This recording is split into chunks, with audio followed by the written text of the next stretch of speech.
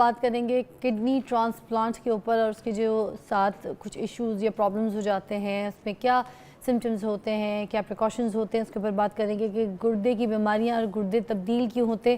ہم یہ سوال کریں گے۔ ہمارے پاس موجود ہیں پروفیسر ڈاکٹر علی ثقلین حیدر، نیفرولوجسٹ ہیں ہمارے پاس آن سیٹ۔ آپ کی بہت بہت ٹائم کا شکریہ کہ آپ نے یہاں پہ ہمارے لیے اپنا وقت مدعو کیا۔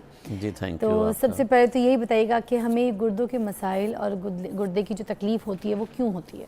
جی بہت شکریہ۔ سب سے پہلے آج آپ نے اپنے اس پروگرام کے ہیلتھ سیگمنٹ میں مجھے انوائٹ کیا ہے، اور بڑا امپورٹنٹ آپ نے جو یہ گردوں کے بارے میں جو بات ہے اس کو لیا ہے، کیونکہ گردوں کے مسائل نہ صرف پاکستان بلکہ پوری دنیا کے لیے اس وقت بہت زیادہ جو ہے نا وہ پھیلاؤ کا شکار ہیں۔ تو ایک اندازے کے مطابق پوری دنیا میں 850 ملین کے قریب اس کے مریض ہیں۔ پاکستان کی بات کریں تو یہ تعداد لگ بھگ 3 کروڑ کے قریب پہنچ گئی ہے، یعنی کہ ہر 7واں پاکستانی گردے کی کسی نہ کسی بیماری کا شکار ہے۔ تو یہاں سے اندازہ لگا لیں کہ پاکستان کے اوپر اس کا کتنا بوجھ ہے۔ ہر سال 35,000 سے زائد اموات جو ہیں وہ گردے کی بیماریوں کی وجہ سے ہو رہی ہیں۔ تو میں یہاں پہ تھوڑا سا اسی سوال میں آپ کو بتا دوں کہ جو بہت زیادہ کامن وجوہات ہیں اس میں شوگر سب سے پہلے ہے، ڈائبٹیز، دوسرے نمبر پر ہے ہائپر ٹینشن، بلڈ پریشر کا بڑھ جانا، تیسرے نمبر پر گردوں کی کچھ اندرونی بیماریاں جسے ہم گلومیرولونیفرائٹس کہتے ہیں، پھر گردے میں پتھری کا بن جانا، پھر سب سے بڑی جو اہم وجہ میں سمجھتا ہوں پاکستان میں دوائیوں کا غیر ضروری استعمال، سیلف میڈیکیشن، خاص طور پر جو پین کلرز ہیں۔ پین کلرز ہر گھر میں پڑے ہوئے ہیں، خاص طور پر ان میں ایک NSAID گروپ ہے، یہ گردوں کو بہت ڈیمیج کرتا ہے۔ اس کے بعد کچھ موروثی بیماریاں ہیں جیسے گردے میں تھیلیاں بن جانا۔ تو یہ چند بڑی وجوہات ہیں کہ جو گردوں کو نکارہ کرنے میں یا گردوں کو ڈیمیج کرنے کی وجوہات ہیں۔ فضا آپ یہ دیکھیں کہ شوگر، ہر چوتھا یا 5واں شخص پاکستانی جو ہے وہ شوگر کے بیماری میں مبتلا ہے، ہر 7واں شخص گردے کی کسی نہ کسی بیماری کا۔ زیادہ شوگر پیشنٹ تو شوگر اور بلڈ پریشر اگر دونوں چیزیں ہی آپ لے لیں تو تقریباً 70% تو گردے کی بیماریاں ان 2 بیماریوں کی وجہ سے ہی ہیں، اور پاکستان پہ ان کا بہت بڑا بوجھ ہے۔ بالکل۔ جب ہم ان کے آگے علاج کی طرف آتے ہیں تو آپ دیکھیں کہ پھر یہ بیماریاں اگر ٹائم پہ کنٹرول نہ کی جائیں اور انہی کی سٹیج آگے بڑھتی جائے تو سوائے ڈائلیسس اور ٹرانسپلانٹ کے آپ کے پاس پھر کوئی راستہ نہیں ہوتا۔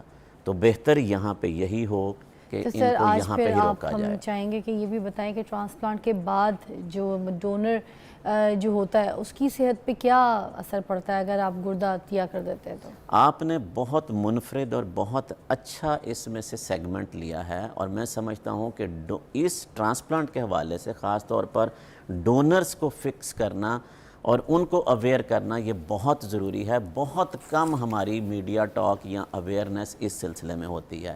ہمارے ہاں ایک بہت بڑا میتھ ہے، جب کبھی بھی ہم نیفرولوجسٹ اپنے پیشنٹ کو جو کہ ڈائلیسس پہ جا چکے ہیں، جن کو ٹرانسپلانٹ کی ضرورت ہے، جب ہم ان فیملیز سے بات کرتے ہیں کہ جی آپ کے فیملی میں سے کوئی ان کو کڈنی ڈونیٹ کر دے، تو یہاں پر اتنے میتھس اور اتنے سوالات جنم لیتے ہیں کہ وہ لوگ اوائڈ کرتے ہیں۔ وہ سمجھتے ہیں کہ ہمارے ڈونر کو پتہ نہیں کوئی مسئلہ ساری زندگی کے لیے ہو جائے گا، اور میں نے ہم نے کاؤنسلنگ کر کے دیکھی ہے، لیکن لوگوں کے اندر بہت سارے اس حوالے سے ابھی بھی خوف اور مبتلا ہیں۔ پہلے نمبر پر یہیں سے سیگمنٹ کے آغاز میں ہی بتا دوں کہ پاکستان میں 1 دہائی سے زیادہ کا یہ عرصہ ہو چکا ہوا ہے کہ لا بن چکا ہوا ہے کہ صرف اور صرف جو فیملی ممبرز ہیں وہی کڈنی ڈونیٹ کر سکتے ہیں، نان فیملی ممبرز جو ہیں وہ کڈنی ڈونیٹ اب نہیں کر سکتے۔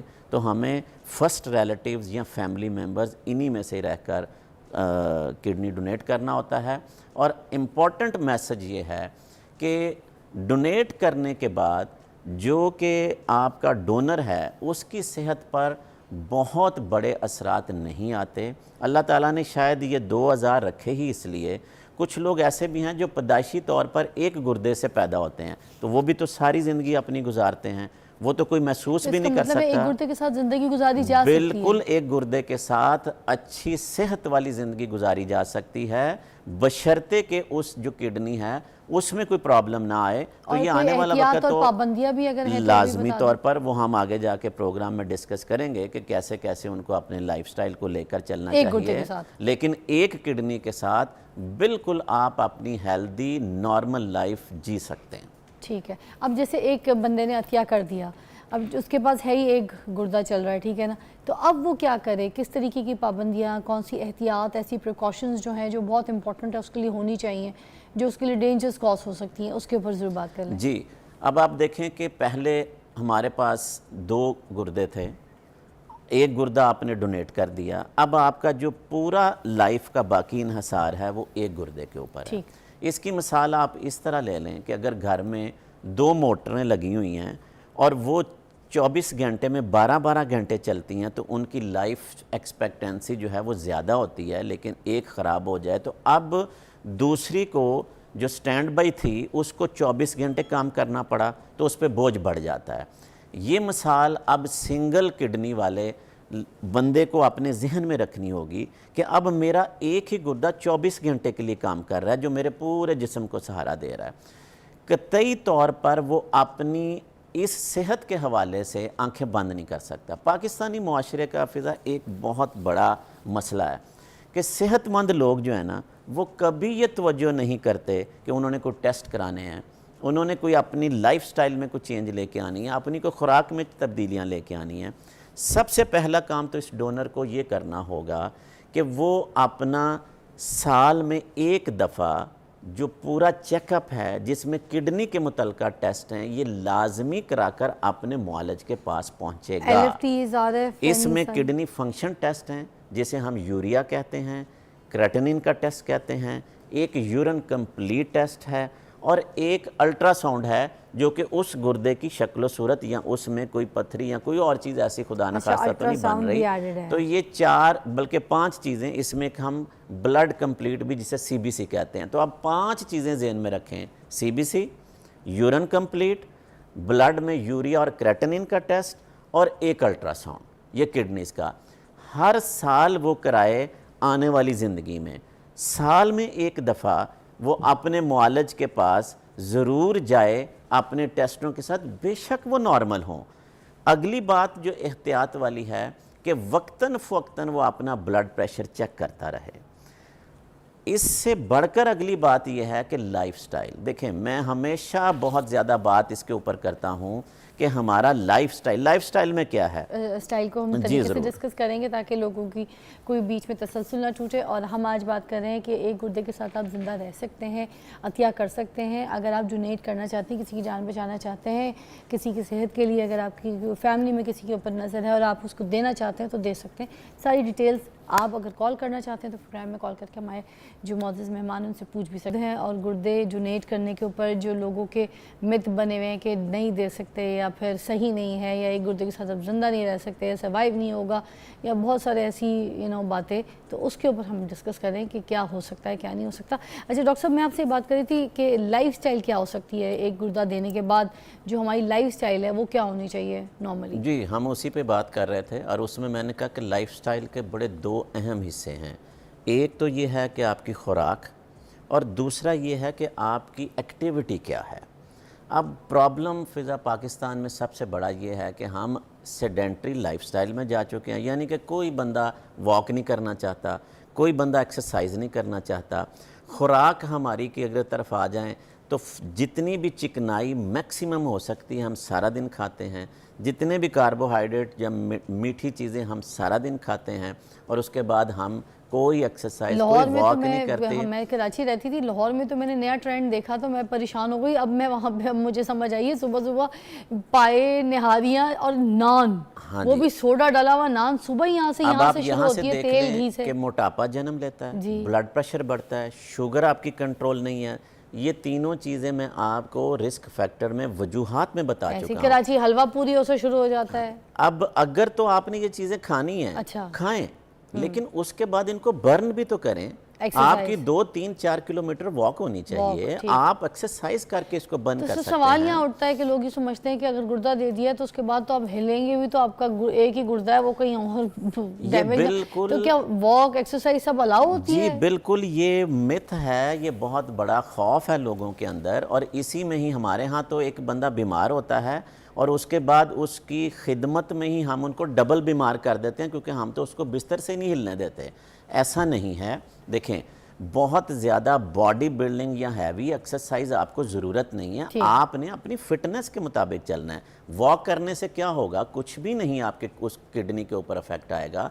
आप हल्की फुल्की अपनी फिटनेस वाली एक्सरसाइज करके अपनी बॉडी को फिट रखें, इससे कतई तौर पर आपको कोई नुकसान नहीं है। शादीशुदा लाइफ डिस्टर्ब होती है क्या एक गुर्दे के साथ, या कोई प्रेगनेंसी के कोई ऐसे इश्यूज तो नहीं आ जाते? आपने बहुत इम्पॉर्टेंट क्वेश्चन अराइज किया है। सारा दिन हम क्लिनिक पे जो ऐसे पेशेंट्स जिनको हम डोनर्स को हम मोटिवेट कर रहे होते हैं, उन फैमिलीज़ को, अगर वो ख़तून डोनर है तो यही सवाल आता है कि जी ये तो गैर शादीशुदा है तो आगे जाके मसले होंगे, अगर शादीशुदा है तो जी ससुराल उसकी इजाज़त नहीं देंगे क्योंकि इसकी बच्चों का या आने वाले उस पर फ़र्क पड़ेगा। अगर वो मर्द है तो वहाँ पे भी यही निज़ाम सामने आता है कि जी कि इसकी आने वाली जो इज़दवाजी ज़िंदगी है उसके ऊपर तो कोई फ़र्क नहीं पड़ेगा। आज मैं क्लियर कर दूँ कि ये दोनों चीज़ें गलत हैं।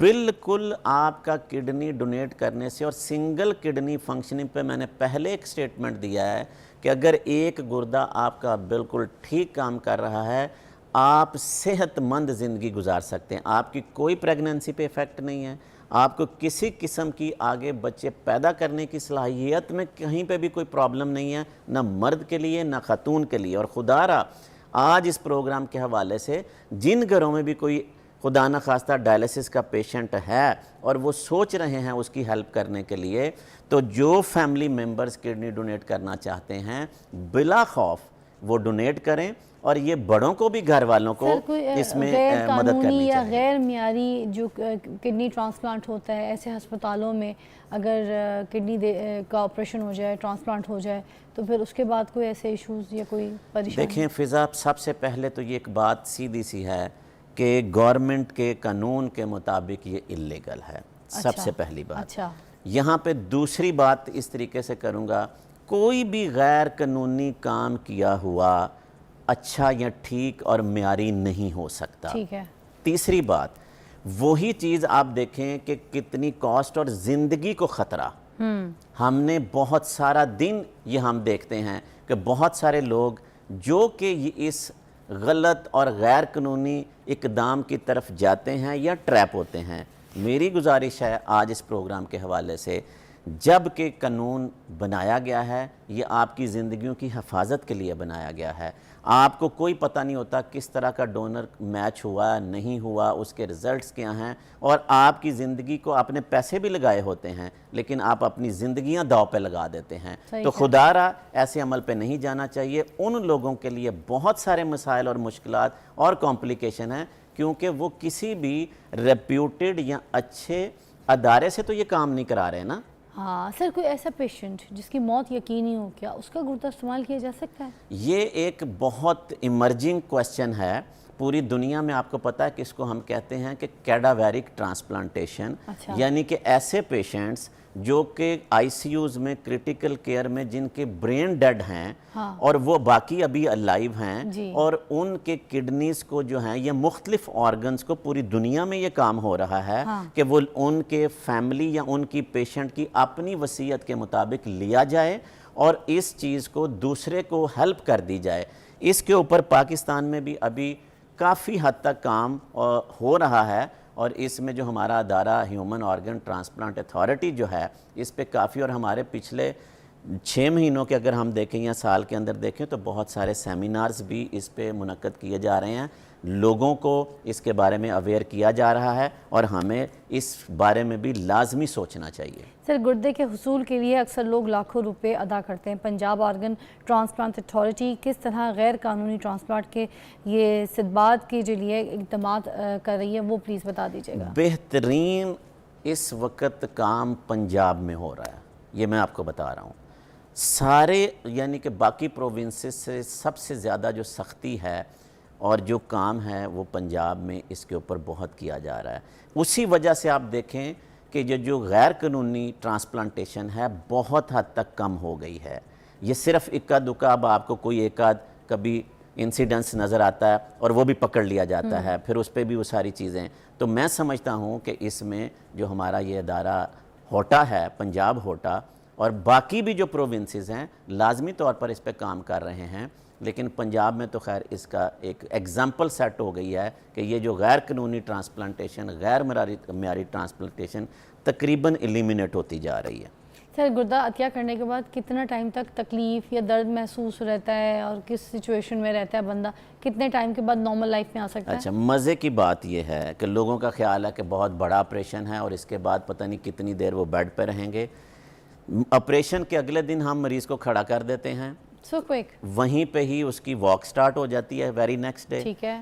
چوتھے یا پانچویں دن مریض اس قابل ہوتا ہے کہ وہ اپنے پاؤں پر چل کر گھر چلا جاتا ہے, ڈسچارج ہو جاتا ہے ہاسپٹل سے. ٹھیک ہے. اس کے بعد دیکھیں ہفتہ 2 ہفتے صرف جو ہلکی پھلکی اس کو پین, باقی اس کی اپنی ول پاور اس کے اوپر ڈیپینڈ کرتا ہے. ہماری نظر میں ودن 1 منتھ اگر کوئی بہت بھی ایسا کام شام والا بندہ ہوگا وہ اپنے کام پہ آرام سے جا کر اپنا کام کر سکتا ہے.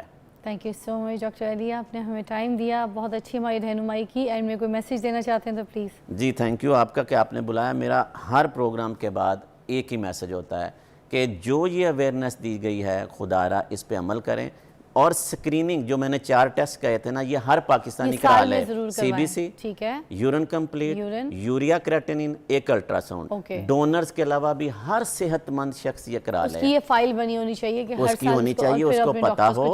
اور میسج یہی ہے کہ صحت مند معاشرہ ہی صحت مند پاکستان کی نشانی ہے. ماشاءاللہ. جی آپ سر, بہت شکریہ آپ کی تشریف آوری کا. ابھی ایک بریک پہ جائیں گے, بریک کے بعد واپس آئیں گے. تو ایک ٹرو سٹوری ہے, میرے ساتھ رہیے گا.